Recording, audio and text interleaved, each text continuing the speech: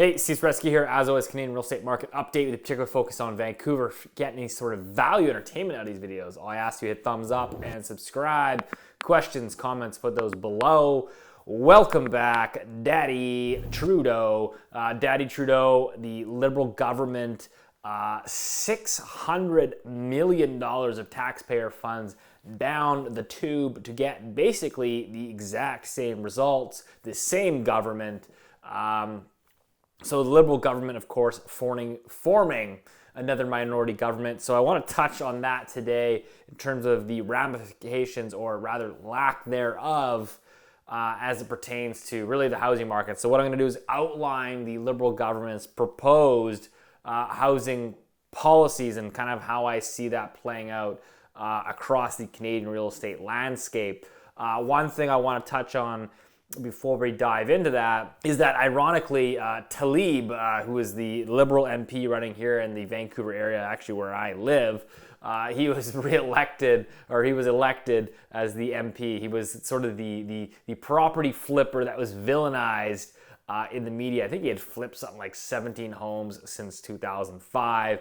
Again, nothing wrong, last I checked, nothing illegal with flipping homes. I have nothing against the guy personally, but I found it rather, to be honest, kind of funny because the media was diving in all over him as if this guy had committed a serious crime. But I certainly understand, hey, listen, I mean, I personally flipped homes before. I don't set housing policy, so I understand there's arguably a conflict of interest there, but that really just goes to show you, before I jump into this housing platform, that it doesn't really matter who gets elected, because the politicians are a lot of the ones that are actually playing the game or being told how it's going to be played. So, but without further ado, let's touch on the Liberals' again, proposed housing platform. So first and foremost, they've got the banning of foreign money. So basically any non-recreational residential property in Canada for the next 2 years, unless it's confirmed to be for future use of employment or immigration in the next 2 years. Okay, so let's unpack that one. I mean, first and foremost, we have a 20% foreign buyers tax here in BC. I think it's 15% in Ontario. Last I checked, home prices are hitting all-time record highs in both of those provinces. So is an outright ban actually going to make a meaningful difference? Personal opinion is no. You can apply this ban, which also relates in New Zealand and Australia, both of which are also reporting record high prices this year. So it has failed to materialize to actually do that. There's a whole host of reasons. First of all, we have a very lax immigration policy here, which means most of them will, the foreigners will actually become, citizens. Most of the foreigners that we look at and say, hey, these people are driving up the house prices. The reality is most of them are already permanent residents, citizens, or there's some sort of family relationship there that the son's going to school here, and so he's a Canadian citizen, so we buy the house through him. So there's just so many loopholes with that. You've got they're introducing a new rent to own program, which will provide $1 billion in loans and grants. I don't even know what that means. Again, I'm developing myself a property, a 4-unit property in Calgary. Do I qualify to rent to own? Do I want to do a rent to own program? Like the government saying that I have to basically lower the rents, basically do subsidized rents for them to buy the property off me. So for me, that seems like this magical fairy tale program that isn't actually going to get much uptake. How are they going to implement it? The details around it, there's literally no details. So a national rent-to-own program seems very obscure to me. I would say good luck implementing that policy. We're gonna, speaking of Tlaib here, they're going to establish an anti-flipping tax on residential properties, requiring properties to be held for at least 12 months. Now let's unpack this further. What are the regulations and stipulations around this? I get it. People don't like house flipping. It's perceived as this dirty, negative thing. However, has anyone contemplated the fact that a lot of properties are actually uninhabitable and they need to be substantially renovated. A lot of the times, the average buyer, especially a buyer that is basically leveraging and doesn't have a lot of capital to expend, banks don't generally lend to do renovations. There's a CMHC program which gives you up to $40,000 to roll into a loan to do renovations. But again, $40,000 isn't a lot on a distressed property, so you're likely. And I will add one more thing: is that anyone that's doing like property flipping on like a real basis, like is actively doing it as a business, like i.e. you're doing like 1 to 2 of them per year every year, you probably are doing that through a corporation.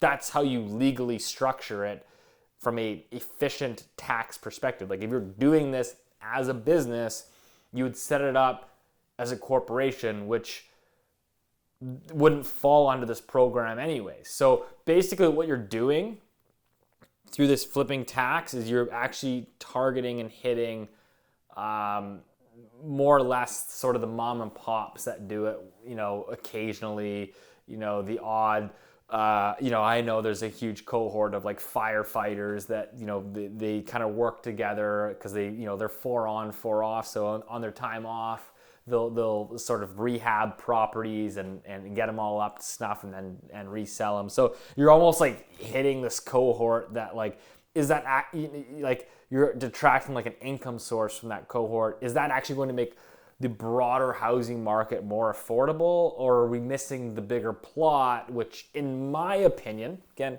could be wrong, in my opinion, the biggest contributor to housing lack of affordability is really the cost of money. Mortgages at 1.5%. In a low interest rate environment where you have capital seeking a store of value, a safe haven, the only thing that can stop that is by raising interest rates. Or again, maybe you can try building more housing supply to try to sustain the insatiable amount of debt. Again, I think that's going to be very difficult to do, but we'll touch on that in a minute.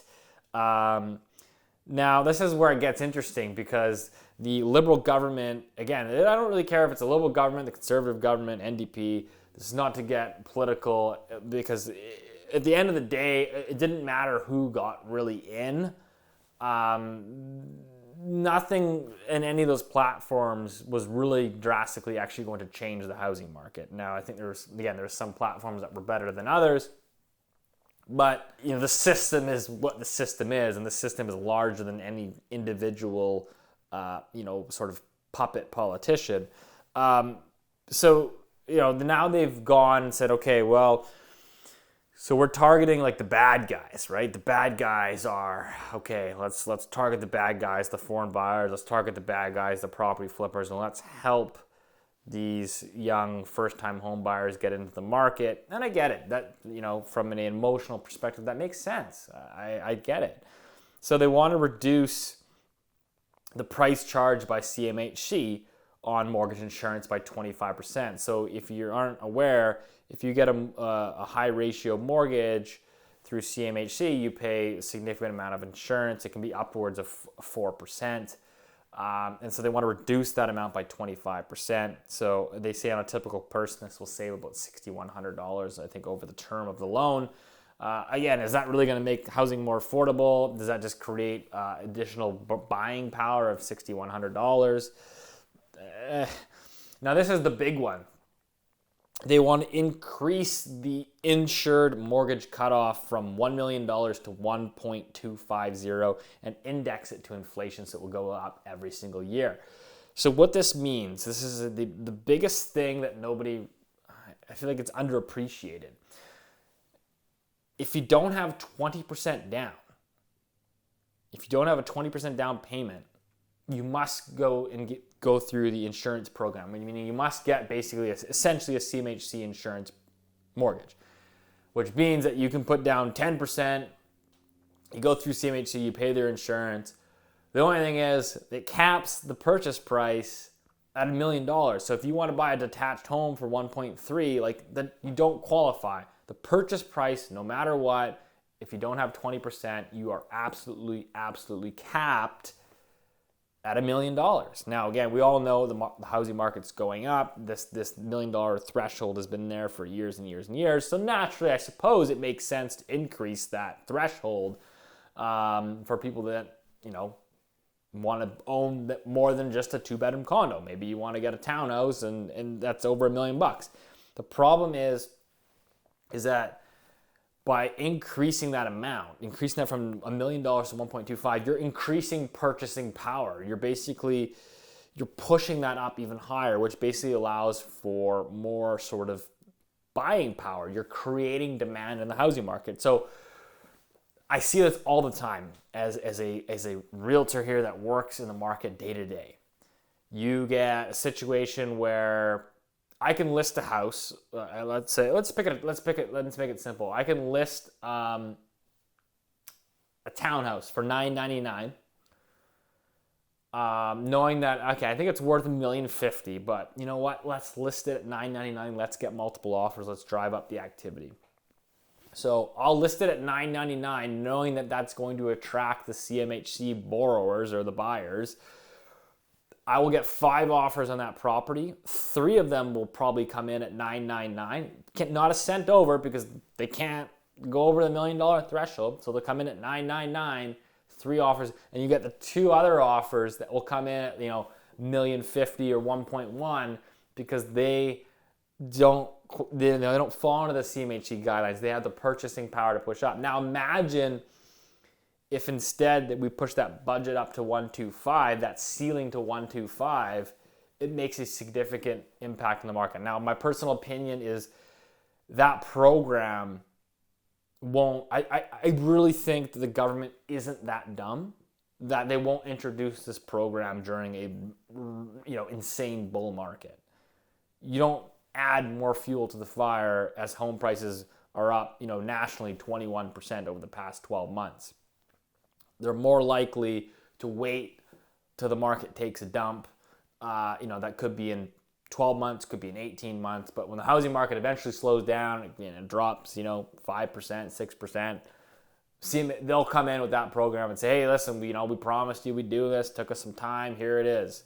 And that's sort of the catalyst to restart the housing market because every time the housing market slows down, they try to stimulate. So that's kind of my thoughts on that program. The best program that they arguably have is they're going to invest $4 billion in Housing Accelerator Fund, which will grow the annual housing supply in the country's largest cities every year, creating a target of 100,000 new middle-class homes. I don't even know what that means anymore. By 2024, 2025. Basically what they're doing is they're trying to incentivize municipalities who are the largest hindrance to new housing supply. They're going to basically pay municipalities to speed up their development process, to speed up their permitting process, to get rid of some of these zoning, restrictive zoning bylaws, which is really the huge thing for housing supply. I can't emphasize enough how much government has to do with the lack of housing affordability. They are the single largest contributor to the lack of housing affordability, and yet they're coming in claiming that they're going to make it better. Just to give you an example, there's a project this week I saw. It was hilarious. There's a project this week in the city of Vancouver. So the municipality, the city of Vancouver City Council comes back. So their proposal was to build a 6-story rental apartment building. And again, rental apartments. So they're going to build 6-story rental apartment in Vancouver here on Knight Street. And if you're not familiar with Knight Street, it's a busier road. I think it's 3 lanes each way, or maybe it's 2 each. Anyway, it's a busy road. It's a main arterial road. And they came back and said, no, your development application is basically rejected. Please go back and revise it. Go back to this whole loop, change this, change that. Why? Because they said they were worried about the tenants ingesting fumes from the cars going up and down Knight Street. And it's like, well, how can a developer, how can a builder make their building more efficient to not create fumes, like it's not really like feasible. Like the only way to mitigate or get rid of fumes coming off a busy street is probably to get rid of it from 3 lanes, cut it down to 2 lanes. Like I don't see how a developer, a builder, can make a home, less, I don't even understand it, but this is the day-to-day that like stifles like housing supply. Anyways, moving on. They want to ban blind bidding, which prevents bidders from knowing the bids of other prospective buyers. Okay, I've talked to regulators here. First of all, this is a provincial regulation matter. This is not a national regulation. Every province is regulated provincially. Every real estate market has their own provincial regulator that oversees the housing markets. This actually doesn't fall under the national, the federal government. Again, this is just like the dumbest thing I've ever read. I've personally spoken to the regulators here in BC. There really isn't any desire to change the existing system. It's certainly flawed. It needs improvement, but there's no desire. So again, this probably won't be implemented. That's basically it. Essentially, it's a long list of things that I think dabble around the fringes, won't do anything really meaningful. I think that the best policy they've promoted here is really this Accelerator fund to get municipalities on board. But again, I think you're going to be handing out a lot of money to municipalities to really incentivize them to ramp up new housing supply, which is certainly needed. But at the end of the day, I think a lot of this is just this sort of grandstanding, look at me, we're doing something, but you're not actually doing something.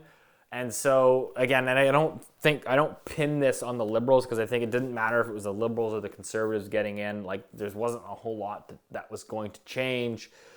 And so, but I will say this, at least from a social spending perspective, like from a deficit spending perspective, I personally see the Liberal government basically getting closer and almost joining at the hip with the NDP. I think that Trudeau's days are arguably, I think he's well aware, numbered. I don't think it was a very favorable turnout for him.